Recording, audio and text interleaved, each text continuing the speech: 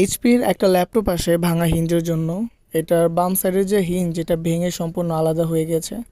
তো আমি প্রথমেই ডিসপ্লের যে ফ্রন্ট বেজেলটা আছে সেটা খুলে ডিসপ্লেটা আলাদা করে নিই। পরে আমি ব্যাকপার্টটা খুলে দেখি যে ল্যাপটপটার কী অবস্থা ধুলোবালিতে। তো আমি ওগুলো ক্লিন করে ফেলবো। তো আমি সবার আগে যেটা করি, ডিসপ্লে পার্টটা আলাদা করার পর আমি হিঞ্জ যেগুলো দেখতে পাচ্ছেন এগুলো আমি দুই সাইডে রিপেয়ার করতে হবে। তো আমি সবার আগে এই হিঞ্জ দুইটা লুজ করে ফেলি। হিঞ্জ লুজ করার পর প্রথমে আমি ডান পাশ, এর পরবর্তীতে যে বাম পাশের যে হিঞ্জ ভাঙা ছিল সেটা আমি রিপেয়ার করে ফেলি। রিপেয়ার করার পর আমি ডিসপ্লেটা বসিয়ে দিয়ে পুরো ডিসপ্লে পার্টটা আমি ফিটিং করে ফেলি। দেখতে পাচ্ছেন যে একদম ক্লিন ফিনিশিং হয়েছে। পরবর্তীতে আমি যে ল্যাপটপটা ছিল সেটা আমি ক্লিন করে ফেলি। ক্লিন করার পর পুরোটা ফিটিং করে তারপর আমি সব কিছু চেক করি ভালো মতো। ফিটিং হয়ে গেলে আমি ল্যাপটপটা অন করি।